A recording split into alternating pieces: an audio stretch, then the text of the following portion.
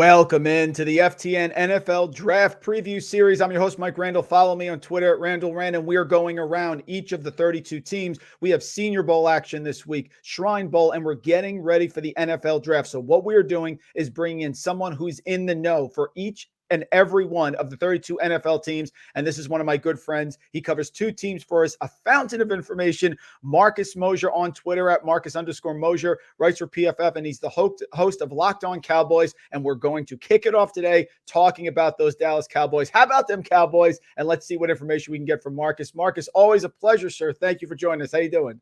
I'm doing well, Mike. Thanks for having me back on. Always, man. And listen, coaching changes. Let's start with those, of course. And I remember I talked to you last year as we're coming into the season. I was saying this was a Super Bowl year. You said, look, I think it's going to be a good year, but the Cowboys are really pointing to next year as the year maybe where everything comes together. But they certainly had a solid season. But now Mike McCarthy returning, but some coaching changes here, it seems like, especially offensive coordinator. Yeah, no Kellen, who's been with his team forever. I mean, he's been the offensive coordinator for the last 4 years, but he's been on the staff.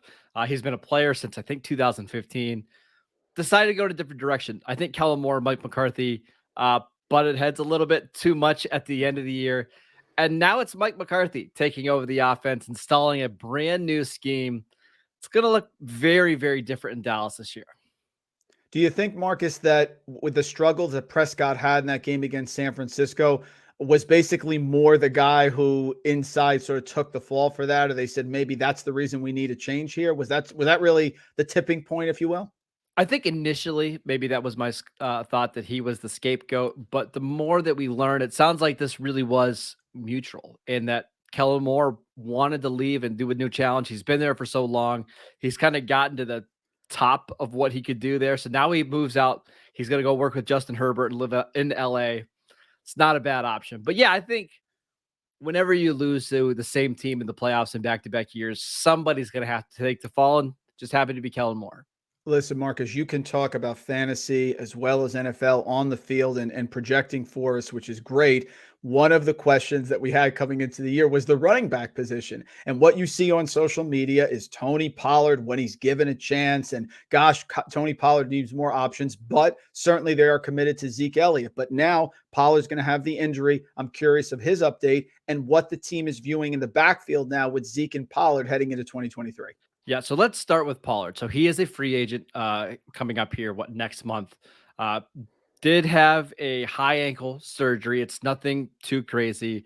Probably won't be ready for some offseason stuff, but going to be 100% clear for training camp. So I don't think that should have an impact on his free agent market. But you never know. There's so many other running backs between Saquon Barkley, Miles Sanders, and Josh Jacobs that maybe he just gets taken down the tier list a little bit for some of these teams. But look, I fully expect Tony Pollard to be back on at least a 1 or 2 year deal.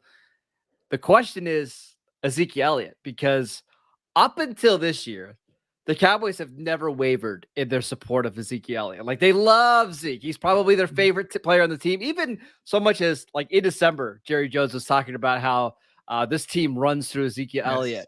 Yes. And at the Senior Bowl yesterday, Stephen Jones said, hey, we would love to have Zeke back, but it needs to work financially for us, which basically means Zeke, hey, come take a massive pay cut to be back in this roster.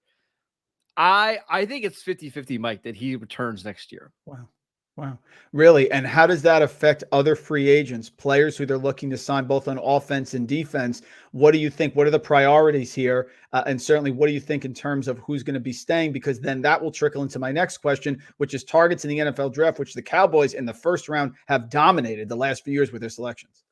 Yeah, so the big one is Dalton Schultz, right? He had a pretty decent year, again, playing with Dak Prescott. We know whenever Dak is on the field, he's going to put up tight end 1 numbers.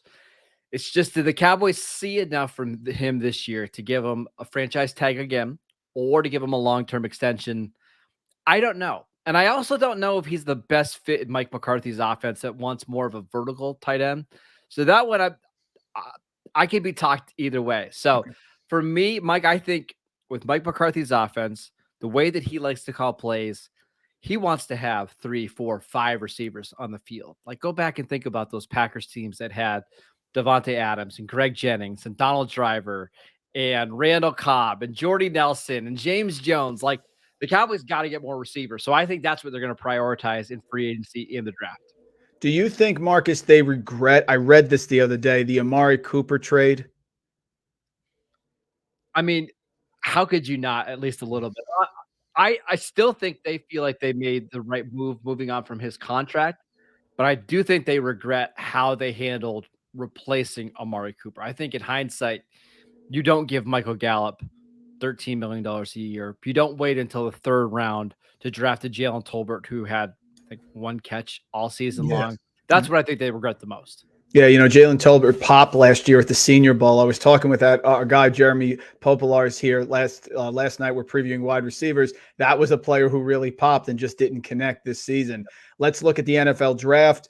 Marcus, 6 picks for Dallas, including number 25 overall. Of course, only 31 picks in the first round because Miami had a forfeit one, and then 58 overall. Dallas, last few years with their first round picks, 2020 CeeDee Lamb, 2021 Micah Parsons, 2022 Tyler Smith. So they've done very well. I'm thinking cornerback, of course, maybe somebody in the secondary there. What are you thinking for an early pick, and what do you think with their philosophy overall as they go into the draft? So if I had to bet today who they drafted round 1, I'm going Bijan Robinson, running back from Texas. Wow. If he's there. Now, I know a lot of people rank him as a top 5, top 6 player in this class, but running backs fall. Look at the last couple, years. The first running back drafted was Najee Harris at like number 24. Brees Hall was in the early second round. Clyde Edwards-Helaire, last pick of the first round. So it won't shock me if Bijan falls into the 20s. But the Cowboys need a feature running back. He's from Texas. I think that's a real possibility. But you mentioned corner. I think that's a great bet. I'll mention wide receiver again. They know that they've got to find somebody else to pair with CeeDee Lamb. Michael Gallup had 2 surgeries last week to kind of correct some issues on his right leg coming off the torn ACL. He had a horrendous year this year. Jalen Tolbert was a healthy scratch by the end of the season.